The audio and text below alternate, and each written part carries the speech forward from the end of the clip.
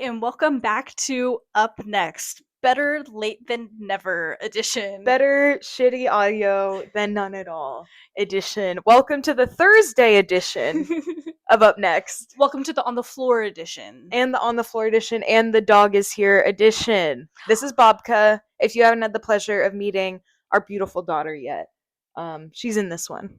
As you can tell, we've recently moved. We did move. Our new home is now the satellite location for outside noise. I feel like our regular studio, when all four of us get together, that's still going to be the spot. But me and Kalen got our own place, and so we can kind of do Up Next remote. It will be better production value next week. It will be more on time next week. We're settling in. We just moved. Give us some slack. You always do. Maybe some of the beautiful albums we've selected for you this week will make up for our lack of timeliness and our, there were many factors. But yeah, and you have even more to get into. Yeah, let's jump in. We can get into more of the factors if you want, actually. Oh, nah, that's okay. They don't. I mean, it's just we moved and we technical difficulties. We're adjusting to new tech, and then it's like, oh, where'd I pack the microphones? Where'd I pack my laptop? Where'd I pack my laptop charger? Where's my laptop charger? I lost my laptop charger for 2 days, and I got a new audio interface. And then we actually recorded a whole episode, and I was prepared to put it out, and then the audio it didn't work. It didn't work. We're doing it again, and welcome. We're doing chill mode, on the floor mode. Welcome. I'm Carrie, that's Kalen. Oh yeah. We really jumped right in with the storytelling. But we're here to talk about some new music, mainly. Do you want to start? Do you want me to start? I would love to start. I can jump right in. Get us started. I'm sorry if anyone can hear the dog chewing on her little toy in the background. It sounds nasty. I hear it in my ears. Does anybody want it? ASMR? That's what Babka has to say about music. She said it's good and she liked it. My first album that I like to talk about today is It's Always About Love by Ancient Infinity Orchestra. I love that. Yeah, this is really cool. I called it experimental big band just because I feel like the lineup and a lot of the arrangement sort of lends itself to that, but it doesn't sound like big band music. It's not that like turn of the 20th century big orchestra stuff, but it's a really lovely little orchestra. It has kind of a spiritual bend to it, and the explicit purpose of this group is fostering friendship and music making in equal measure. So they also have this like extreme commitment to community and taking care of each other and stuff, as well as doing music. But this gives everyone, I'm not sure what of it was improvised and what was pre-planned, but everyone sort of has room to wander in their instrument, which is really fun and lends itself to some really interesting movements. It's got this sort of slow and steady feel alongside those constant shifts, and it's sort of grounded in that intention of friendship and everything. There's a level of reverence to that. It's really cool. I love that. Maybe big band more a la Polyphonic Spree and less big band in the more traditional sense. Yeah, but it's definitely still that, I would call it more contemporary classical than Polyphonic Spree. They're doing like pop songs and stuff. Totally. Yeah, and this is more like feely music and jazzy and stuff. It's more like Alice Coltrane spiritual jazz. Love it. And less. Yeah, I just referenced Polyphonic Spree as another like hippy dippy Love and Light Love and Light big band. Yeah, Love and Light big band. Well, if you want more kind of spiritually inclined music, but you're feeling a little more into the darker side of things as we enter the Halloween season, I'm going to recommend A Grave in a Lucky Site by Masma Dream World.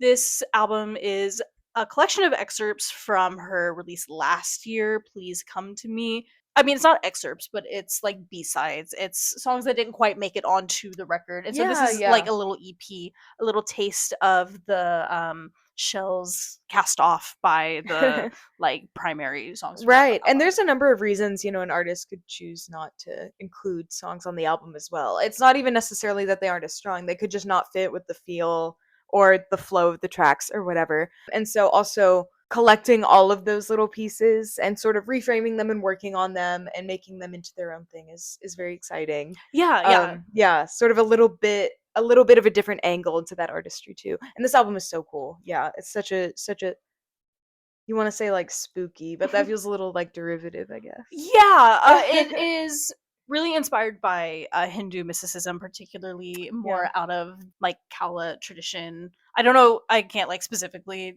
say that because I don't know a ton about like where she's coming from expressly, and there's so much within that world. But we're talking a little more of like Kali, a little more of the death, not like death worship, but we're just exploring, you have the light and the darkness, and It's there's the a little bit circle of of an age. life, and Yeah, you yeah. can't get too wrapped up in like just the alive side, because death is part of it too. And Not to get too woo woo, no, but totally. it's just as much a part of it as living. Yeah. Yes, and this album Yeah. is a Too great many belief systems, etc. reminder of that. It Yeah. is And explores that. Yeah. yes, it is ritualistic, dark ambient. It is Love it. very intense. It is like kind of cinematic, but I don't want to just call it No, there's cinematic. a lot of like, isn't it like very good, like virtuosic singing, like vocals, like really captivating. Yeah, Yeah. very, very entrancing vocals. A Yeah. lot of like pre-verbal, like calling out into the void. Love getting it Really, out. yeah, yeah, yeah. And I would love to see this artist live. I believe she's based in New York, Oh, and I've cool. heard that her performances are also very like ceremonial and ritualistic. And I love to see that sort of thing live, like full-on performance art, not just like playing the songs from your album or Yeah, whatever. I don't know yeah. how you could play these just like totally detached. I It think takes it it is to a a different very, level yeah, it seems like to a see very it. embodied performance, and I think that comes through even on the songs that we hear here. I'd love to tell you about my second album, Yeah. if you don't mind. There's some overlap between these two albums. This also has its own sort of cultural folk ties. It also has a degree of darkness to it. But this is a Welsh album, so we're in more of a Celtic direction with Angel by Cerys Hafana. This is, I don't know if she's a prodigy, but she is like a specialist in the Welsh triple harp, Ooh. which is a very impressive sounding instrument. And it's played very, very well here. I love the arrangement. It's also got a double bass, a saxophone, and some really beautiful singing as well. And I believe this artist was picking Welsh folk songs that they found kind of relevant to today. In the liner notes, they talk about like the anxieties and stuff that kind of the world is feeling, and finding that in these songs as they rework them. I will say the Celtic sound, I think just part of it lends itself to a medieval feel, which is really fun though. I mean, is it like Renaissance festival season? Yeah, yeah, it's kind of in fair season Sure. too. Sure. Sure.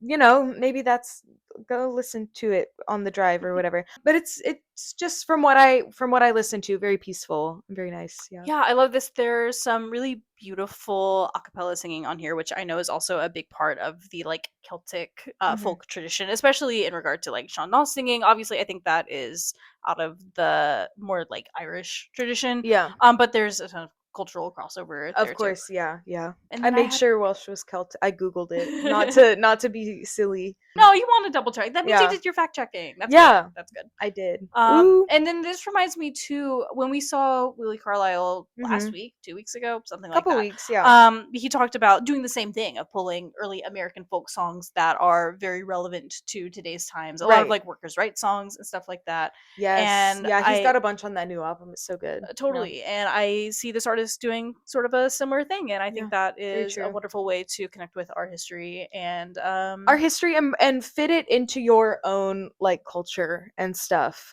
in a really cool way. yeah, Yeah. With the Celtic tunes, and Willie Carlisle with that sort of Appalachian sound as well. awesome. Yeah, sick. Tell me about your next album. Yeah, I'm going Ooh. to shift gears here, no pun intended, and talk about MotorMutante and their new album Futuro Fósil.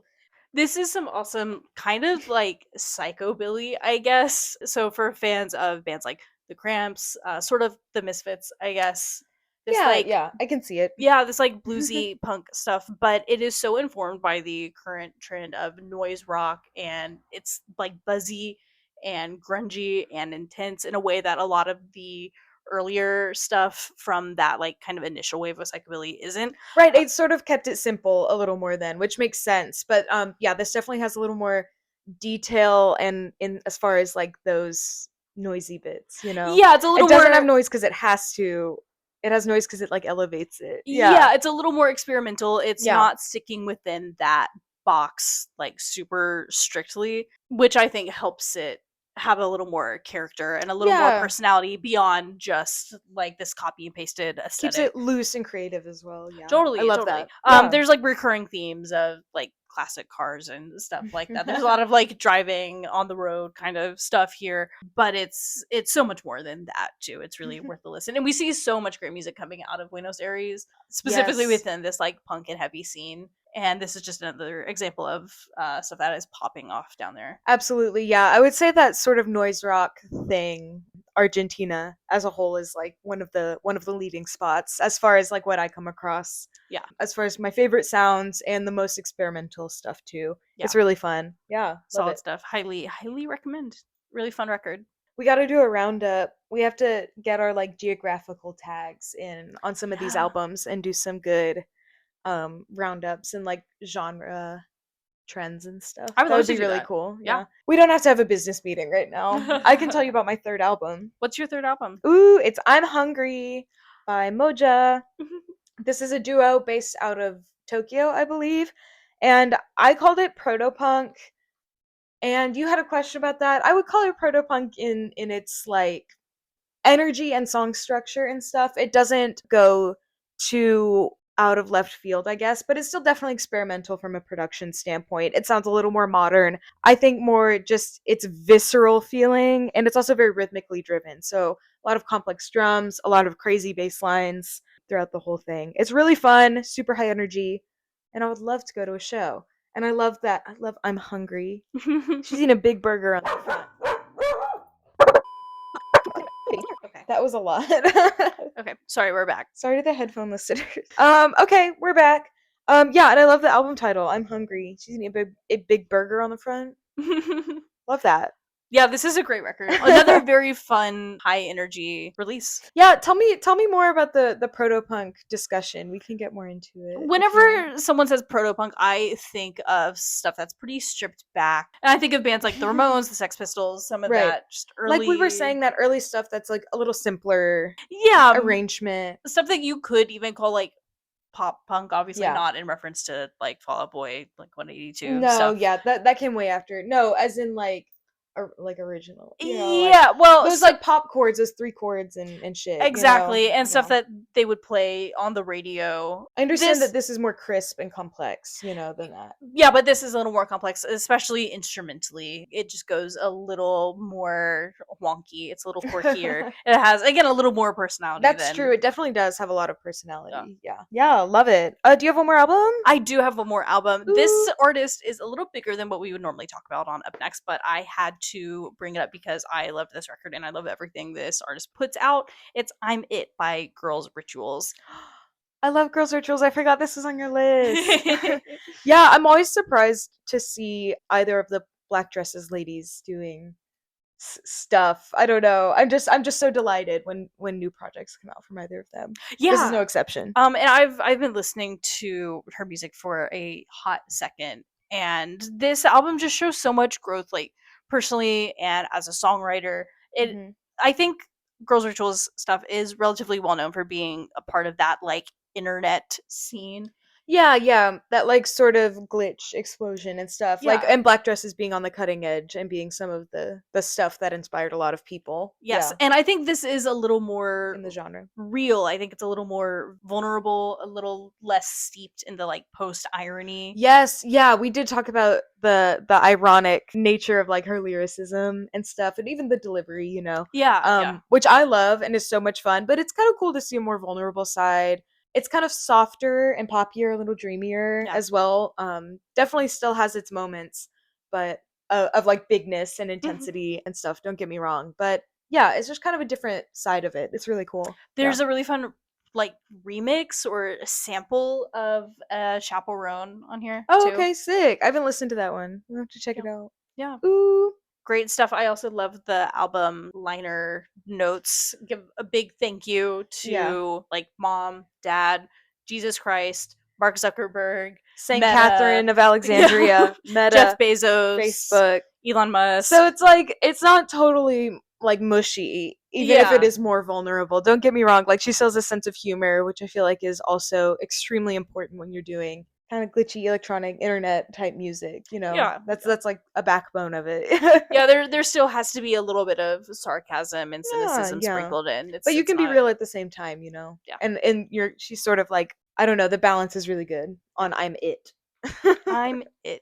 Great. Well, I think that wraps us up. hmm Carrie, do you have anything you're looking forward to this week? Well, it's Thursday. I know. I'm happy we moved. I love our house. I love how it's coming together. We're really working on it and it's happening. It Um happened. oh, I'm going to the Poconos this weekend. Ooh, 3 or 4 of our friends are turning 30 this month. So we're doing like a little cabin thing. And I think it'll be fun. Do you guys hear Babka or not? We'll see. She's doing little tiny barks. Anyway, oh, what are you looking forward to this week? I'm seeing Golden Apples Oh tomorrow. shit, Golden Apples, friend of Yes. the pod. I don't know if we're friends. Maybe we will be We're after fans tomorrow. of them. How about that? Yes, we covered their record Shooting Stars last week or the week before, whenever it Mhm. came out. And I'm Yeah, really excited to see it live. you also talked about them on the Patreon podcast. If you guys are interested in checking that out, you can do like a free trial and listen to our like in-depth discussion of the album. But they're a Philly band, I think, like local to here, right? Yeah. Okay, yeah. It'll be really fun to see them. I Yeah, might. you got your tickets early for this venue that is so small you never have to worry about buying tickets in advance for. You're like, I actually need to make sure that I see them. Yeah, well, they Yeah. posted like a low ticket warning tonight. So Yeah. I'm like, good call on my part. Yeah. Oh my god. Babka has her entire face in Kalen's purse. Let's wrap this up. Okay. All right. All right. That's our thank cue. thank you for listening to this little slapdash episode. Yeah, Bobby, come here. Come say goodbye. Very sweet. You hold this. Okay. Love you, girl. Bye, everyone. Bye.